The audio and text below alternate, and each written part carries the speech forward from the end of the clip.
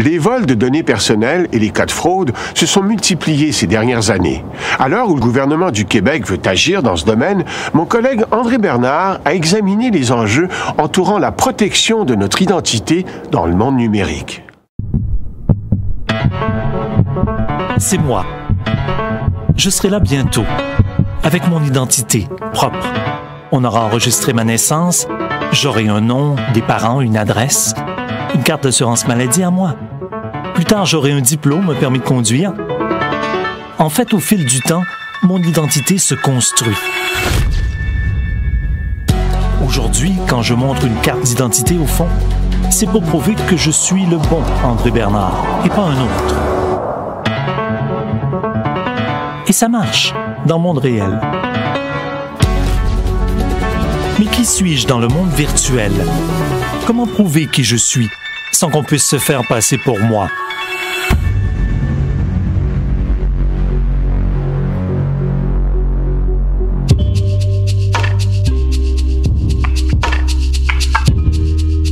Ma vie est numérique.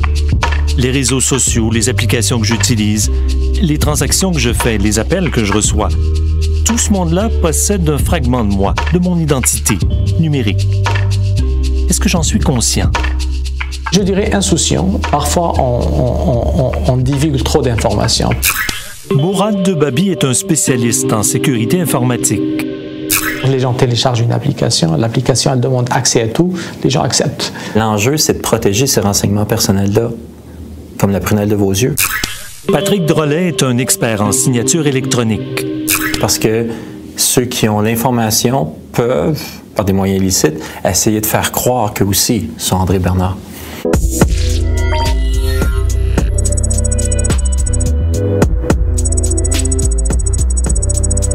Le vol d'identité, c'est ce qu'on craint tous. Vous comme moi. Aujourd'hui, c'est un vrai fléau.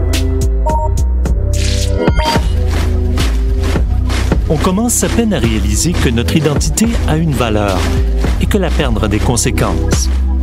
L'information de la majorité des Canadiens a été compromise, d'une façon ou d'une autre, à un degré divers. Pour répondre à la menace, le gouvernement du Québec revoit ses lois pour mieux protéger nos données personnelles. Il veut aussi créer une identité numérique pour tous les Québécois d'ici 2021. Mais on est encore loin de savoir quelle forme cela va prendre. L'identité numérique idéale, c'est lorsque je vais tout savoir de vous, mais que je ne peux pas devenir vous. Ça, c'est l'idéal. L'occasion est bonne de se demander qu'est-ce qu'il y a autour de mon identité numérique? Sur quoi se construit-elle? Comment va-t-on la sécuriser? Qui va gérer mon identité? Tout le monde veut savoir qui on est.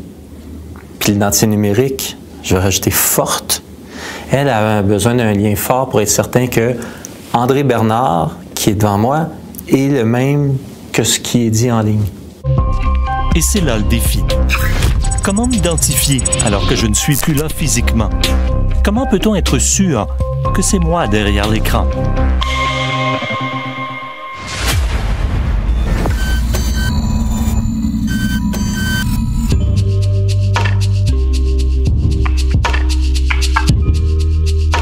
Comme dans la vraie vie, quand j'entre dans le monde virtuel, ce sont les autres qui confirment mon identité. Le gouvernement, ma banque, mon fournisseur cellulaire. Une identité numérique forte repose sur des sources fiables et plus il y a de sources, plus on a confiance en mon identité. Ce qui est intéressant, c'est que si Revenu Canada dit que vous appelez André Bernard et que votre institution financière dit que vous appelez André Bernard et qu'à la limite Poste Canada dit à cette adresse-là, depuis plusieurs années, il y a un André Bernard,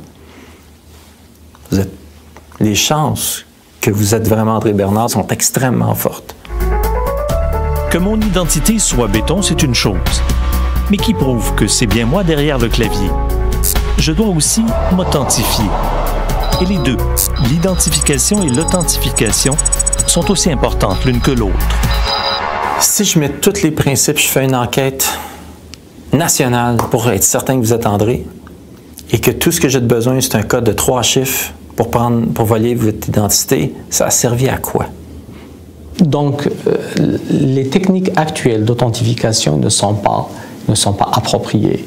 On voit un mouvement vers l'authentification multifacteur. Multifacteur, ça veut simplement dire de multiplier les moyens de m'authentifier. Ça peut être à la fois ce que je sais, ce que j'ai et ce que je suis. Ce que je sais, un époux, un mot de passe. Ce que j'ai, un téléphone, une carte à puce. Ce que je suis, mon visage ou mon iris.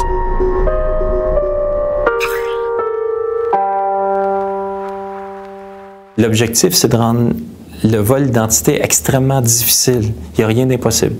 De rendre ça extrêmement difficile pour que ça ne soit pas lucratif de le faire. Donc, on met des barrières pour que l'identité d'André soit difficile, même si elle est distribuée, difficile à voler. Vol massif de données. Un pirate informatique, un vol historique de données personnelles. Comment faire confiance à ceux qui ont la responsabilité de mes données, alors qu'eux-mêmes se font voler? La question que je me pose ensuite, c'est qui va s'assurer que mes données restent confidentielles? Quelles seront les nouvelles règles du jeu?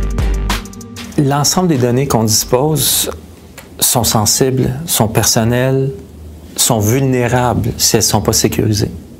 Par contre, la sécurisation ne se fait pas juste avec des moyens technologiques. La sécurisation des identités se fait avant tout par un cadre de confiance. Il y a un problème de confiance, c'est qu'on ne sait pas qui collecte, quand il collecte, qu'est-ce qu'il collecte, où est-ce qu'il va stocker cette information, est-ce qu'il va la stocker de manière sécurisée, qui a accès à cette information, qu'est-ce qu'on en fait. On n'a pas pris le temps de bien penser la sécurité.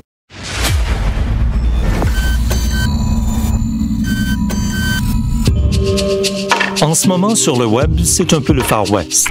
N'importe qui ou presque peut récolter beaucoup d'informations sur moi. Et chaque fois, j'expose un peu plus mon identité numérique. Mais comment faire autrement? Il faut encadrer de très près la collecte d'informations, créer des lois qui vont régir de manière rigoureuse la collecte d'informations dans la manipulation, dans les autorisations. 2, il faut encadrer de très près le stockage d'informations sensibles. Dans le monde virtuel, on a intérêt à stocker à différents endroits les informations qui me concernent. Chaque organisation qui a la tâche de m'identifier n'a alors qu'un petit morceau de mon identité. L'enjeu de tout distribuer demande aux fraudeurs soit de frauder plusieurs sites, soit de frauder un individu à la fois. C'est beaucoup d'ouvrages. On ne peut pas en frauder des centaines ou des milliers ou des millions en une journée de cette façon-là.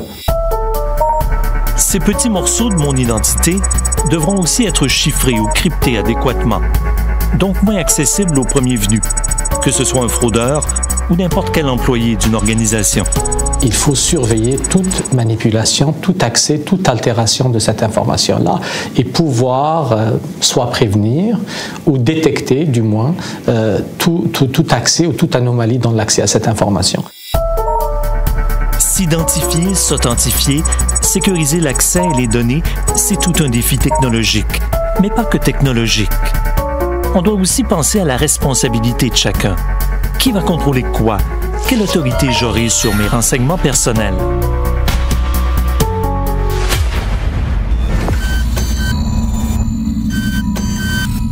La seule personne qui devrait contrôler tout de vous, c'est vous. Si c'est moi qui contrôle tout, ça veut dire que l'information passe par moi. J'autorise à ce que l'institution financière transfère à un tiers mon nom et mon adresse. Un à la fois. J'autorise pas toute la planète à avoir mon nom et mon adresse. Autrement dit, c'est moi qui aiguille mes données personnelles.